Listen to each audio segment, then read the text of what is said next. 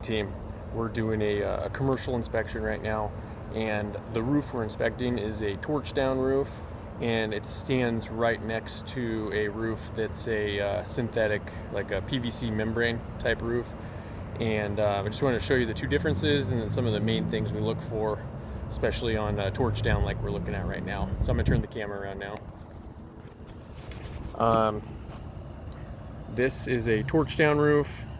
They're always, if not, they're almost always, if not always, black. How they get their term is they roll out the product and then they torch it down as they go, and that's what you can see oozing out of the seams. Some of the main things we look for is cracking in the seams. If there's any loose seams or gaps in the seams, that's something we're looking for. This is called alligatoring. That's what all this little cracking is. It's typically more of a superficial type of cracking. It doesn't necessarily mean there's a bigger issue going on, but it is pretty typical as torch down roofing ages. And it's something definitely to note and report on, and it's a sign that the roof's not brand new.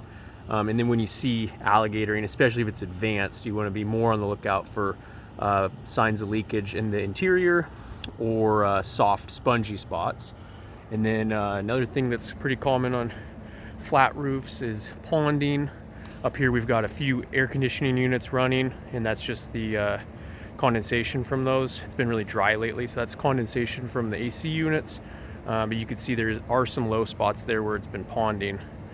And then another thing we're looking at is parapet walls, which are the little walls around usually around the perimeters.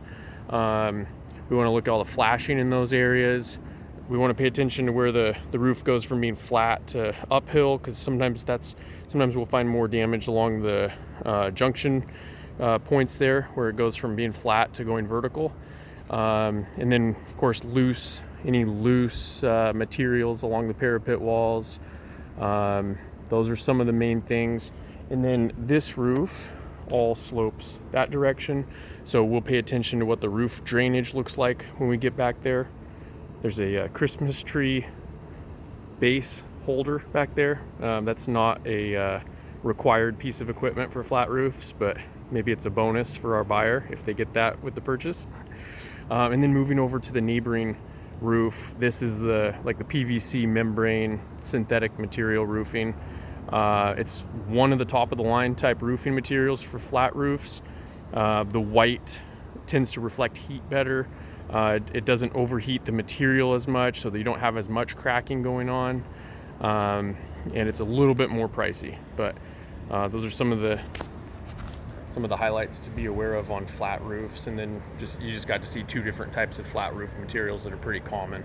The other third flat roof material that's also pretty common is like a rolled roofing product. It basically looks like you're